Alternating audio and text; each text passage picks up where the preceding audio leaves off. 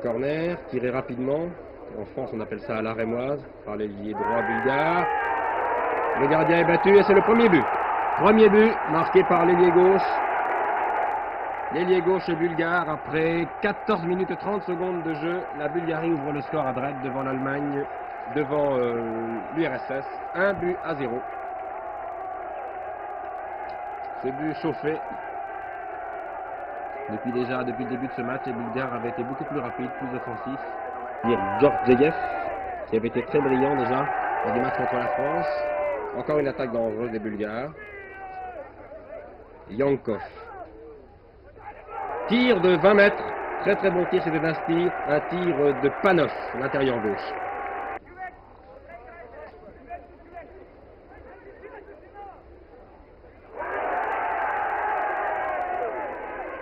C'est dangereux. Denev. Tir. But. Deuxième but. Deuxième but bulgare marqué à la 16e minute. Je pense que c'est l'avant-centre bulgare qui a marqué. Je crois que c'est le numéro 8. C'est Denev qui a dû marquer ce but alors que le premier avait été marqué par Gorgueïev.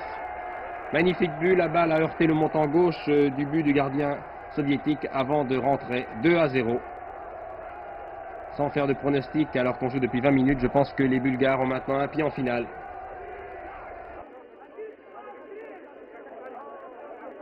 Corner tiré par l'avant-centre Soilov. Oh la reprise de fantastique. Oh là là là là. C'est encore Panos, si je ne me trompe pas. Alors qu'une attaque est menée sur la gauche.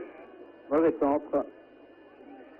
Oui, je disais que les Français avaient eu beaucoup de chance, de chance de n'encaisser que 3 buts, car cette équipe bulgare était quand même très complète. Le gardien a dégagé du coin. Les Russes récupèrent cette balle par leur ailier gauche Timoïseïev, qui était en position d'avant-centre.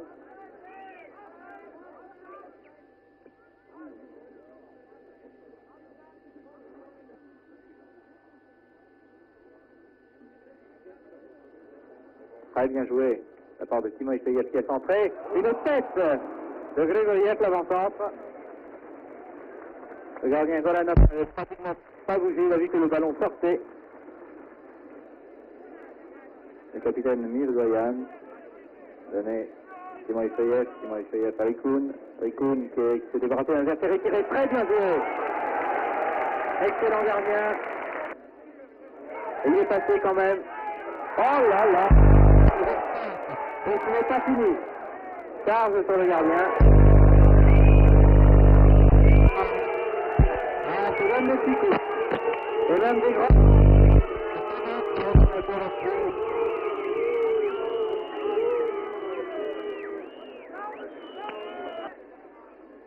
Soviétique, Danik, coup franc pour l'URSS. Ah là, ça vous superbe. On se bouscule.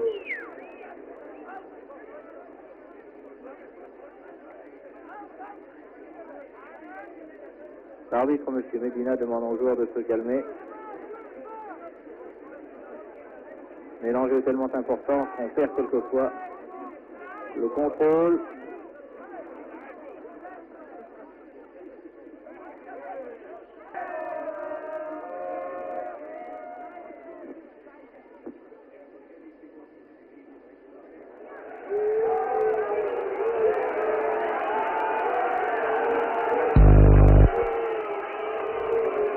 Ah là là, ça fait. Y aurait-il une expulsion?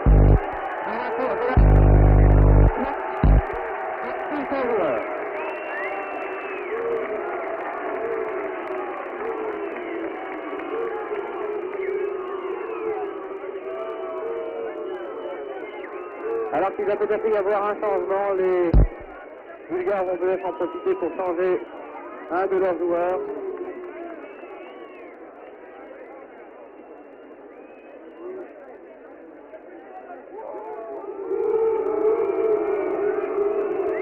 attention.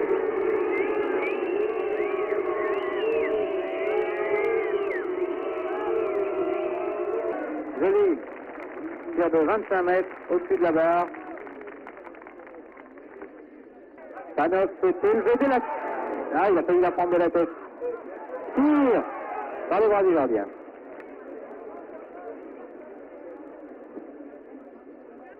Centre de Panov.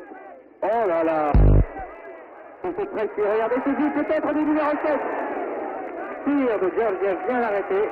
Numéro 15, Botakov. Il a donc touché la balle pour la première fois depuis sa rentrée. L'autre, numéro 13, rapide. Et encore, très rapide. Centre, dégagement de la tête. Tire peut-être. Non.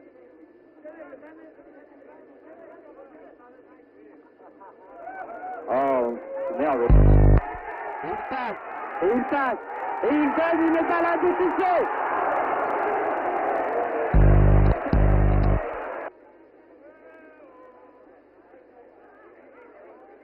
Bien joué. Le 12 qui tire. Oui, oh là là.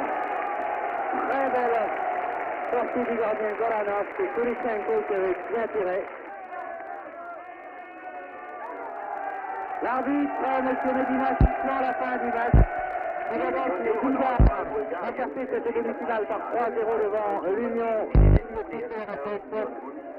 le but pour la finale du tournoi européen des juniors. Ils rencontreront vraisemblablement l'Allemagne de l'Est qui rien n'a changé là-bas à Karl-Marx-Stadt. Il reste encore 2 minutes à jouer là-bas à Karl-Marx-Stadt pour l'autre demi-finale entre l'Allemagne de l'Est et l'Écosse. Je ne pense pas qu'il y ait changement. Ce sera donc une finale entre deux pays de l'Est, la Bulgarie et l'Allemagne de l'Est, pays organisateur. Mesdames, Mesdemoiselles, Messieurs, nous remercions la télévision allemande d'avoir réalisé ce reportage.